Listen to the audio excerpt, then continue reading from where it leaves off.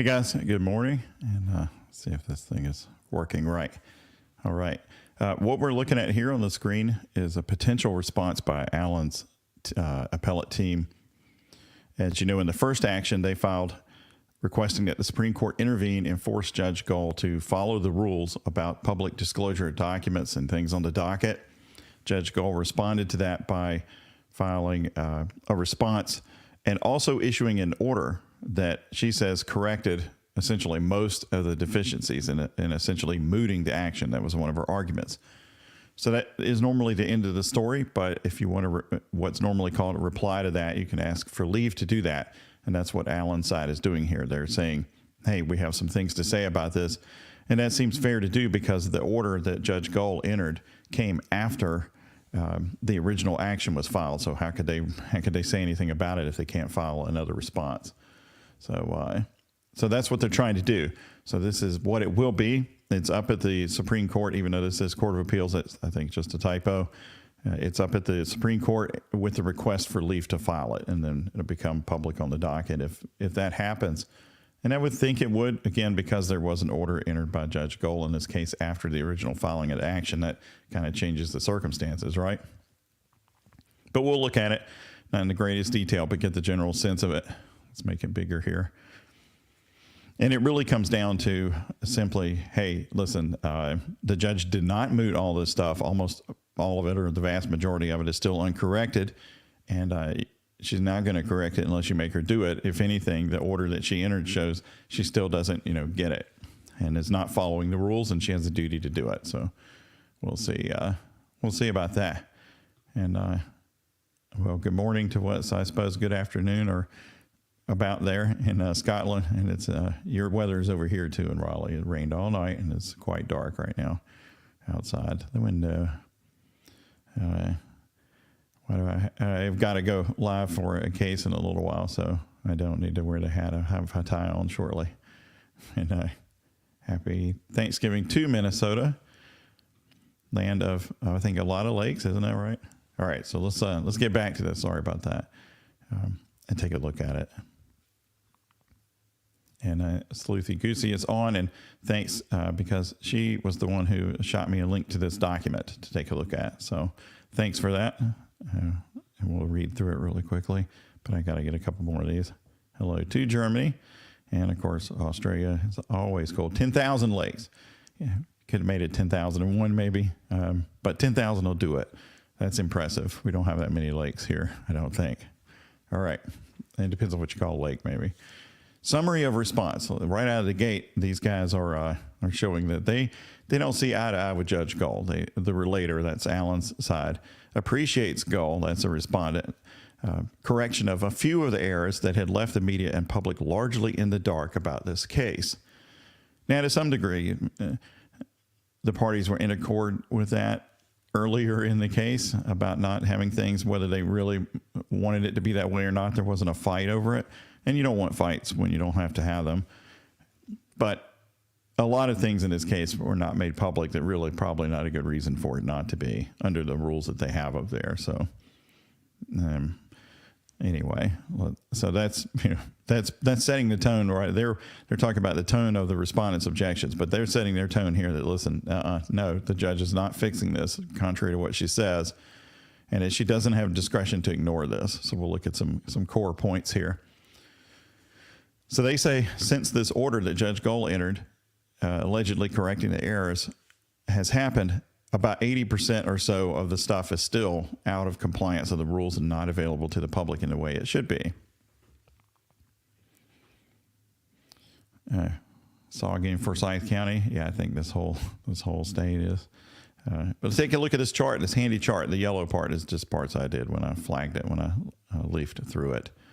So they're saying that there are court records referenced in June 28th order that aren't publicly accessible.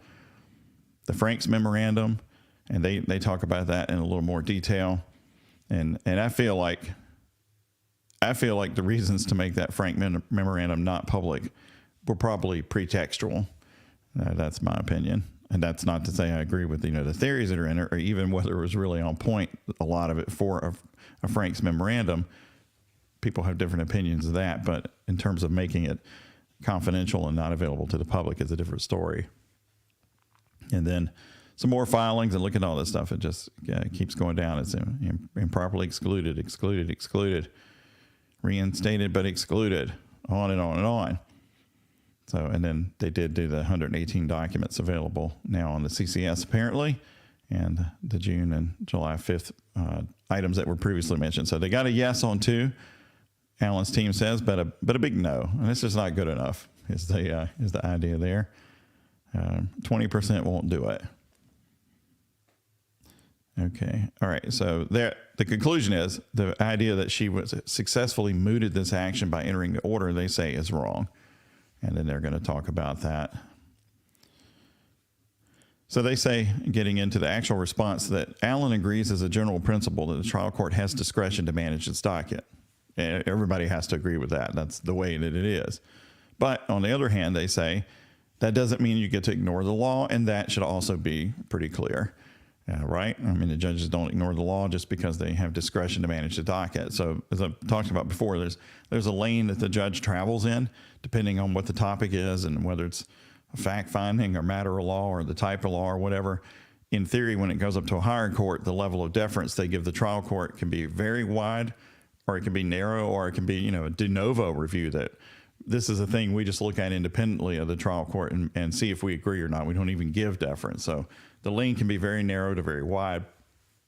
The lane is not wide enough typically that the judge can just ignore what the law is and go contrary to the law. That's outside the lane. That's why you have a lane, is to have a rule.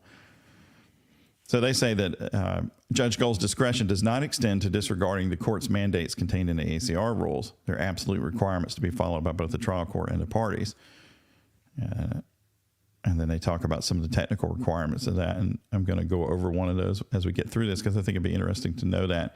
The rules are quite technical. The ACR 5 and 6 are very technical rules. This writ up at the Supreme Court is very technical.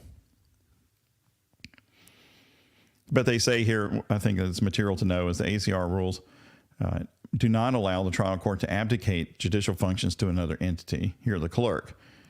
And that makes sense, right? So if a party is violating confidentiality rules or public access rules, the court is not going to, no judge is going to say, well, there's nothing I can do about it. I have no say in whether you're filing information that shouldn't be public or not doing it or whatever. They're never going to do that. I mean, they can sanction you and stuff like that for that. So I agree with them here as a general rule. And they're saying that, look, the clerk has been doing what the trial court has asked in this case as a general rule, which is normally how it goes. Now, this is part of what's required for a writ. I'm going to go over that in a stream later today, what the actual requirements of the writ are, because some of the stilted language you see in the initial filings of the writ about extreme hardship and expeditious and whether that happened or not, and whether it was, those are all specific things set out in the rules. And if you don't have each one of those elements in your writ, then the Supreme Court is not supposed to go any further. If you don't have these things in your writ, it's gone. Again, this is a technical thing. They're not up there to decipher your documents for you. You have to have all these things. So when they file these writs, they try and cover all these things. And then when you attack that, if you're on the judge's side here, you're trying to say they didn't meet this item, or this item. And one of those, I think, is relevant as we get further into this. But one of the things you have to do is show that the trial court had an absolute duty. This can't be something that the trial court, they could or could not address. It's really up to them. And then you go to the Supreme Court and try and force them to address it. In a writ of mandamus, that's not going to happen, because if it's a discretionary act, how can you force them to do it? So you have to show they had a duty to do it, and they're not doing it if you want a mandamus, which tells them to do something. Or they're doing something that they have no right to do, and then it's a prohibition. So I think, that's a lot for me to even say without drinking this coffee yet. So hopefully that made sense to you. And I'm going to take a break for a second, say hello to California and Oklahoma. In the transcript of the order, the trial court admitted that it had flagged the Franks filings and sua sponte inserted itself into the determination of whether the filings must be excluded. And I think in the hearing or whatever in chambers, the judge said that it had miscellaneous cause number, maybe for a search warrant or warrant for arrest or something like that. But then in the later filing said that the reason it's confidential is because of the names of the victims were put in there. So there was the old switcheroo there. And they'll talk about why that is here. So the absolute duty, the Allen's team says is even more applicable when the trial court inserts itself into the process and mandates things be excluded from the public and they don't follow the rules. Okay, so that makes sense, right? If the judge is saying, hey, take this, strike this stuff from the public record, don't let anybody see it, and they don't have the authority to do that, then that would be an egregious violation of the rules if that's a good argument, which that seems to make some sense. And the argument to the court that it was the clerk's fault these documents were not made publicly is not appropriate, and that seems fair too.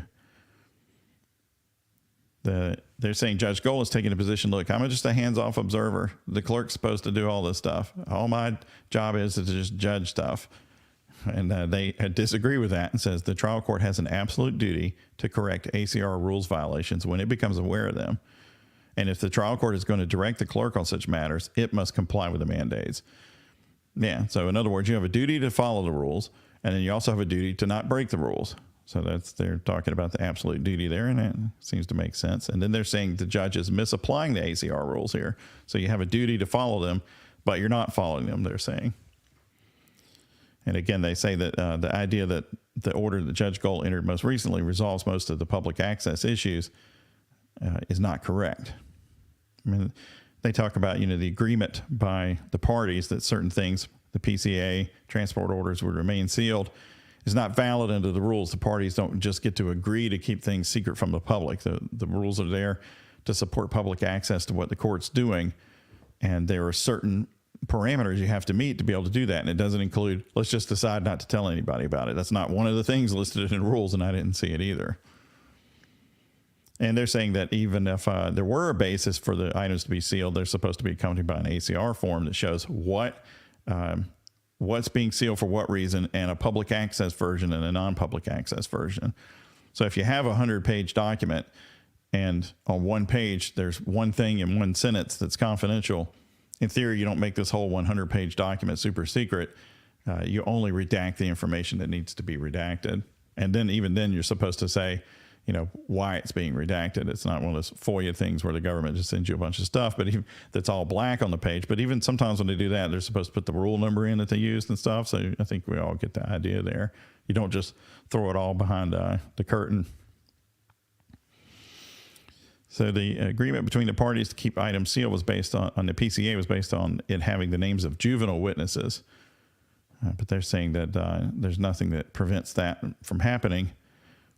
And I know they said here somewhere, yes, that the same child witnesses have been repeatedly made public in other filings. And that's true. And if you've watched this case, you've probably seen that where the full names of the witnesses are out there. So there's some inconsistency there for sure. And they're saying in terms of transport orders, there's no good reason to mandate those being secret. The orders don't tell how he's going to be transported, when, where, those things, the route and stuff. So there's no security reason.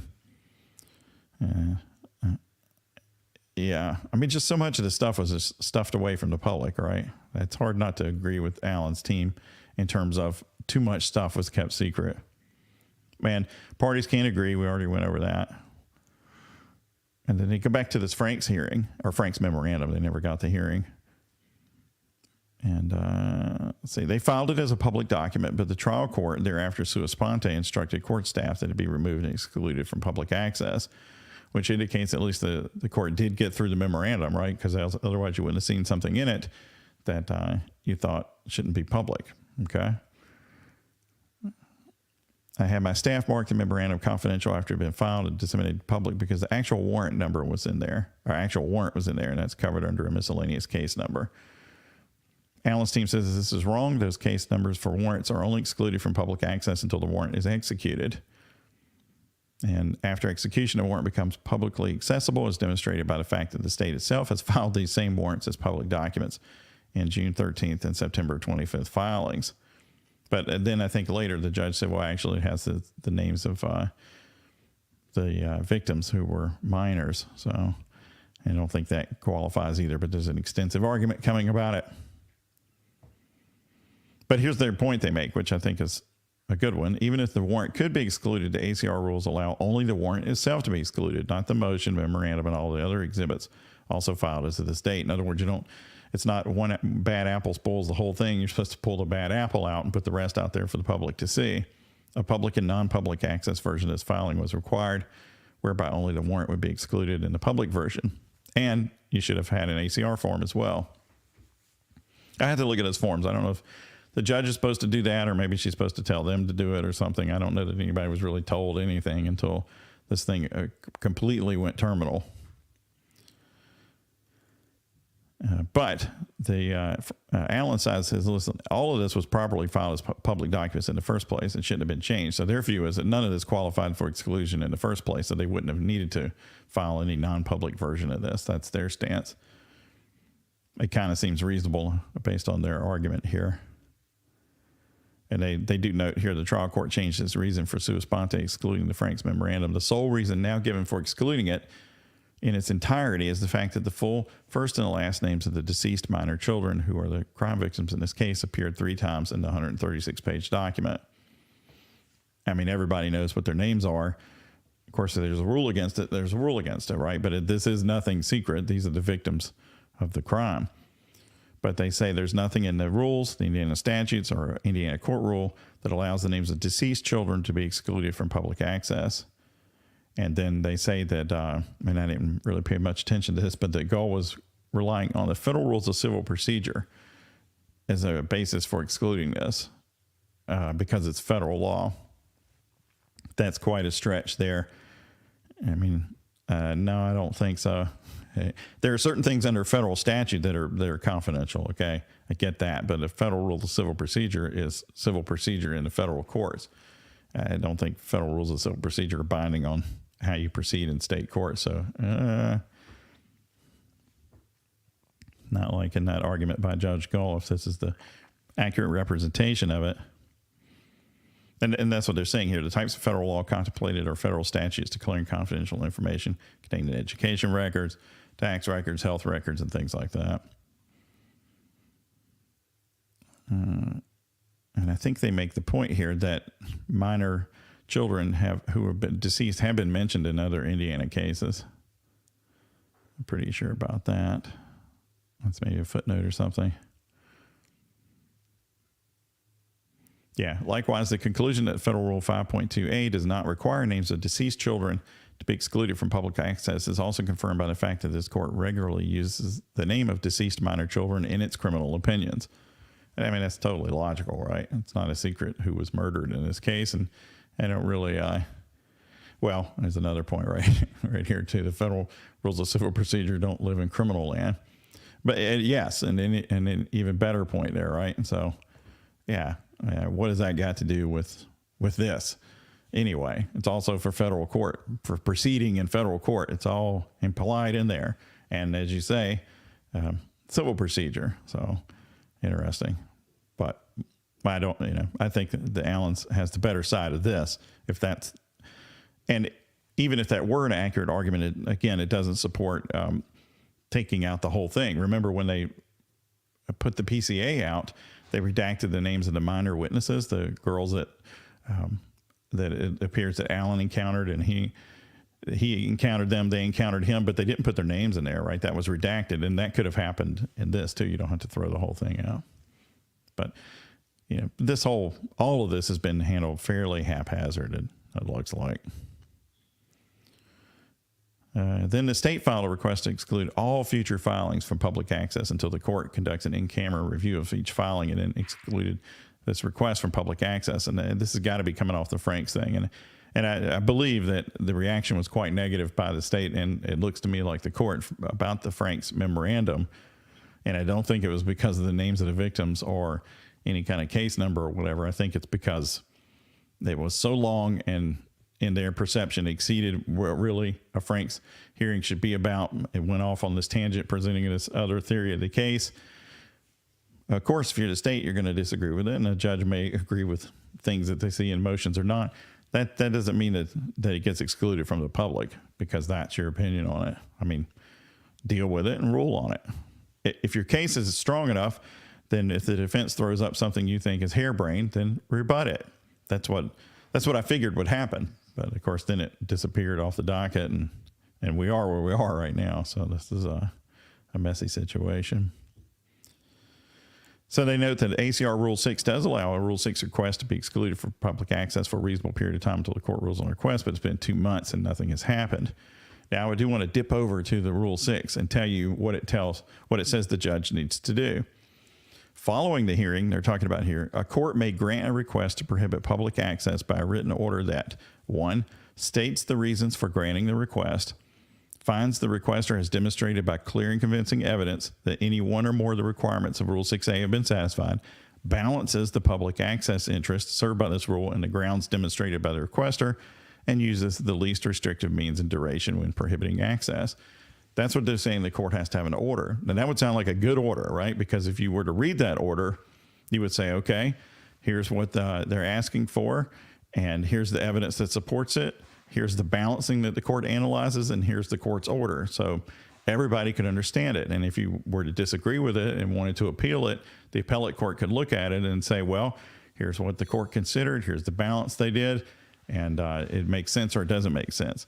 And what you generally don't want to do for significant orders is have them occur in chambers and things that don't end up on the record. Like some of the things I see as criticism of Baldwin and Rossi may or may not be true, but it didn't get on the record anywhere. It didn't make it on the record. There are only a few things that actually are on the record. We went over those in the last stream. If they did other things, they maybe did or maybe didn't, it's not on the record. If the state did things, that stuff's not on the record because there was no hearing for this, which is why I think the second action that is seeking to reverse the disqualification, potentially get the judge out of the case, is truly the material one in this matter. And anyway, let's get on with this. All right, so there was correspondence that wasn't made public, the October 19th filing from Mitchell Westerman. That's the guy that took pictures of the evidence in Baldwin's office. Excluded from public access. I mean, what is the reasons for all this, right? What's going on here? And they're saying no rule requirements were met to do all this stuff. And then, of course, the crux, when this thing blew up, the 4 items, the notice of continuing representation, motion to recuse, disqualify the judge, the request for the transcript, and the motion for continuance, that those things were, of course, originally the judge said, strike them from the record and clerk, take them off of the docket, period. Okay. Yeah. So the court ordered the clerk to remove all of Allen's filings, both from the chronological case summary and the electronic case file, and make them inaccessible to the public. And they cite that here. Then they say, now recognizing this was impermissible, the trial court has ordered these filings to no longer be removed, but they're still excluded from public access. Does that make any sense? I feel like if your idea is that cases are supposed to be public, then allowing a haphazard removal from public access is not a good thing. Again, I got nothing against Judge Gull. I don't know her one way or the other, or any of the people in this case, but I think from a procedural standpoint, it doesn't look good. Now they get to the second part, which is where you can just lose because you didn't set the groundwork right. Remember I was talking about that under the rules, and things at the higher courts are very strict. And so if they say you better have these 6 things or else we won't even read what you wrote, then you need to have these 6 things in there. So naturally and fairly, one of the things the judge will do in responding to this is say, you didn't meet thing 2 and 4 or whatever. That's fair if it didn't happen. So the first one is it has to be an expeditious filing. That's actually in the rule to file for this writ. And I think to some degree, the judge is saying, if this stuff has been going on for months and all that, and there's perhaps a good point for that in terms of going for a writ. But of course, some of the stuff was extremely recent, right at the end of October. I mean, only days before. These attorneys were quite rapid on filing this. You can't really get much more expeditious than they filed this when the court struck Rossi's filings out of the off the docket and said that we're striking all that. They moved about as quickly as you possibly can move. So to me, the fact that they included in that other purported violations that occurred earlier doesn't make their filing not expeditious. That's my opinion. So I don't think the judge should win on that, but I can see raising it as an issue. Yeah, then, of course, they're saying that they were shocked that to find out that some of the ACR violations had not been remedied, so they're just bolstering that, you know, some of the stuff we just really have figured out how bad this is. But But I think the most material argument they have is, look, we filed this thing right after the judge did the most egregious thing, which was strike Rozzi's filings, his pleadings and filings off the record and direct the clerk, make this stuff totally invisible. Don't let it show up anywhere. They came to the higher court as quickly as they can after that. And then they say,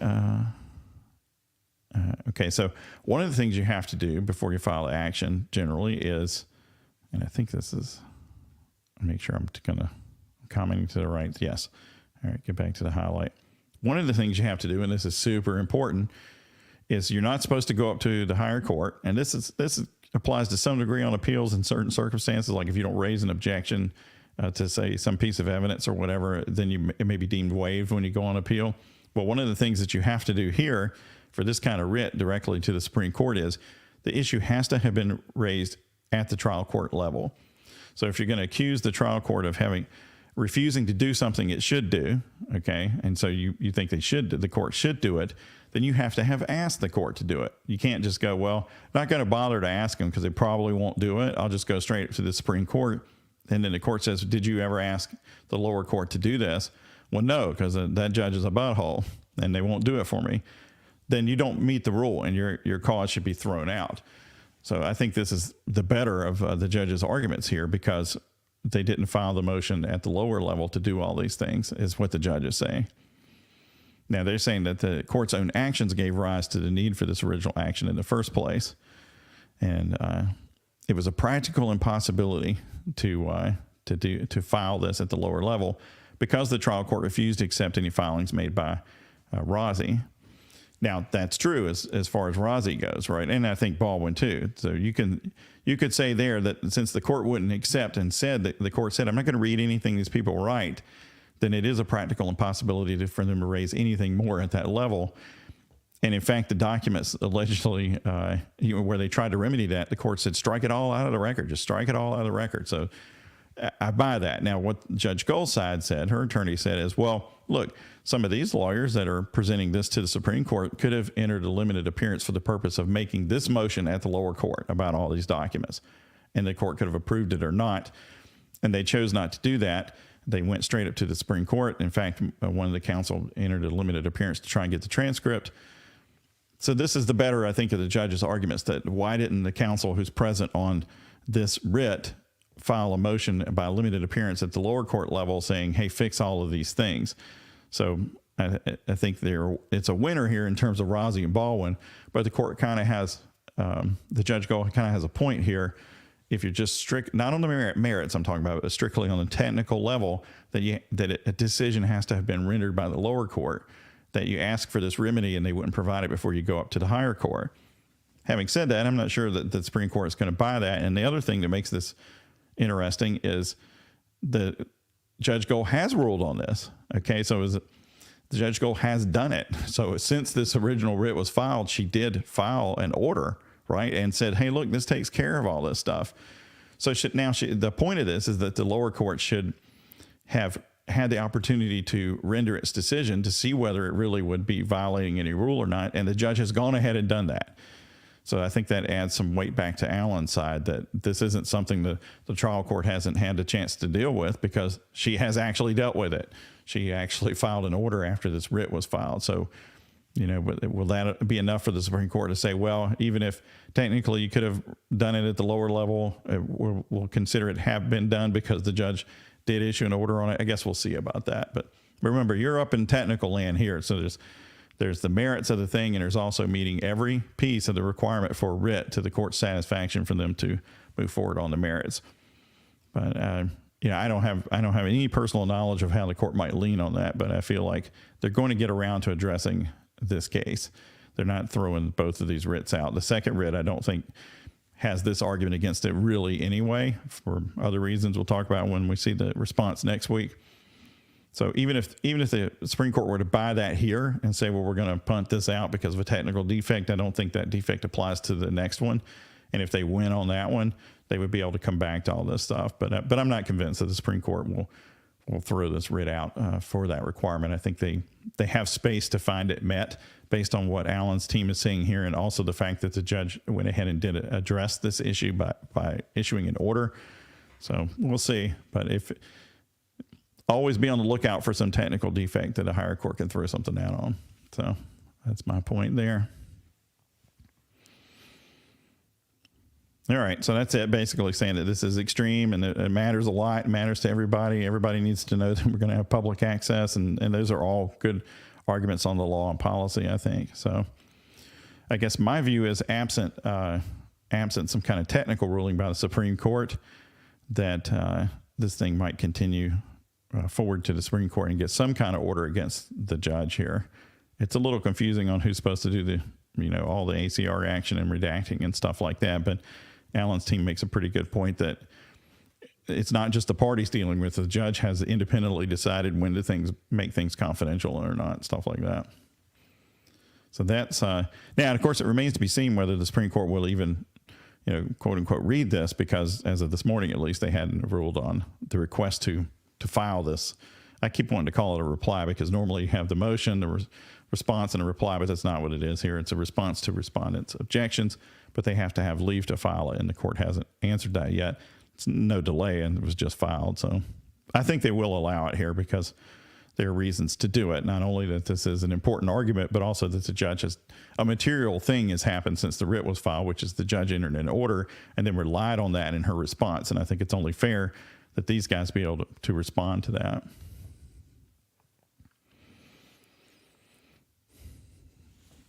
So there's, is there asking for leave to supplement the writ, or is it one bite at the apple from the parties? There's no, when I glanced at the rule this morning, it said that there's no rehearing and things like that. But if it were thrown out because you didn't meet one of the criteria, in this case, say that that you hadn't asked the lower court, I can't see that if you did ask the lower court and then they do something terrible that you couldn't file the writ then because it was thrown out because you didn't. It wasn't ruled on in that case, say, by the Supreme Court. It was just thrown out for not meeting a predicate condition. But I'll have to look at the rule a little more carefully before I feel comfortable saying all about that. And I have downloaded their rules for original actions, and I'm going to go over those at 5 today in the member stream. So I'll know more about it by then, and then I'll talk about it on Saturday. So I've got some good questions, and that's one of them. Like, what if the court were to throw this out in technicality? What happens? If they do it on the merits, you're just done at that point. They don't let this litigate forever. But if it were to be tossed out because it didn't meet some kind of particular requirement, then I have to see. I mean, again, I would think that if it's that reason, that if you just didn't ask the court yet and then you did ask and the court says, no, I'm not going to do it, then maybe you'd be able to file it. Then that would make sense, right? So I'll see. We'll see. Somebody says Rozzi has been the most transparent, honest party in the saga. And I don't know, I think you have to know all the underlying facts to know that, and I'm not discounting your opinion. But I will say that I thought he came across well in the hearing transcript from the in-chambers hearing. I thought he came across well there. I mean, some of the writing he does and some of the things that he files is a little over the top, a little too dramatic for me, for the way that I like to read things. But that's okay. That's just that's just how he does it. But having said that, I think what he did do in the hearing with the judge in chambers, he was responding on the fly to what is a disastrous situation for him and for the guy he was working with, for his client. It's all bad in every way. He doesn't really know the scope of things. The judge is saying, look, I've already decided you're getting kicked off of this case. What's he supposed to do in a situation like that? How's he going to argue his way out of it? So I thought the things that he said and what he did in that hearing reflected well on him. So I would agree with that. And, I don't have any problem with him putting up things, whether I happen to agree with it or not. He's trying to defend Richard Allen, right? And so he's going to say things that you don't necessarily agree with 100%. Doesn't make everything he does invalid. And that's the same for the state too. And you just really have to look at the merits of what these guys are doing. But in terms of how they were doing it, they would be very zealous for Allen. I think you have to admit that. Even if you're sure that Allen committed this crime, you have to admit that Baldwin and Rozzi were putting up what it looks to me like a strong effort at defense. And that's what you should want, right? Because the state is supposed to be able to prove something beyond a reasonable doubt. And if there's no one there to test that on the defense side, are we sure we're getting that product at the end of a verdict? If there's nobody testing the state's case, how do you know that you're you're doing the best you can to arrive at the correct verdict. So I think having somebody who's active and energetic on the defense side is good. So, yeah, and somebody saying, I'm guessing a comment, I'm guessing the party could file another writ if a procedural issue. Yeah, I'm pretty clear. Like I say, I'll put the rules up on Saturday. That it says in the rule, by God, if we rule against you, don't even think about we're going to listen to this again. But I would agree with you probably if it's a procedural issue. Like, let's say, hypothetically, for example, they said, hey, you filed this in Indiana Court of Appeals, so we reject it or whatever. Well, they're going to let you fix that, right? So that's a little different, of course, than if they dismiss your action because they don't find that you met predicate conditions, but I still think that's the right answer. So that's it. That's what they got here. They're saying, look, the judge did not moot all this stuff. And in fact, by doing a lot of what she did, I'm implying this out of this, the judge is kind of admitting, hey, yeah, a lot of this stuff probably shouldn't have been handled the way that it was handled. And with that implied admission there, then we need you to get her to fix the rest of it and make this be handled the correct way going forward. And remember, this reply here, I'm still calling it a reply, is not to the action that has to deal with reversing the decision to disqualify Rozzi and Baldwin. The judge's response to that is due next week. And that's also the action that contains their request that the judge be removed off of the case and a speedy trial date set. So I think that's the super important one. Not that it's not important that the stuff be made available to the public in the right way, but in terms of Allen's defense and getting the attorneys that he wants, if he's going to make that happen, that's where the rubber hits the road. And so it should be interesting to see what happens on that. And I noticed the AG's office had asked about the time extension for that action because they might be filing a brief that potentially opposes some of Allen's requests there. They didn't file anything for this one.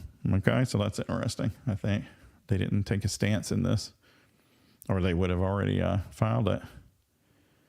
So anyway, I'll try to have some more substantive things to say on this when I do the end of the week thing. I just wanted to go over this document, but I've been cataloging some questions people have asked about how this works and stuff and what I'm finding on the rules, and I'll give you the best information that I can find.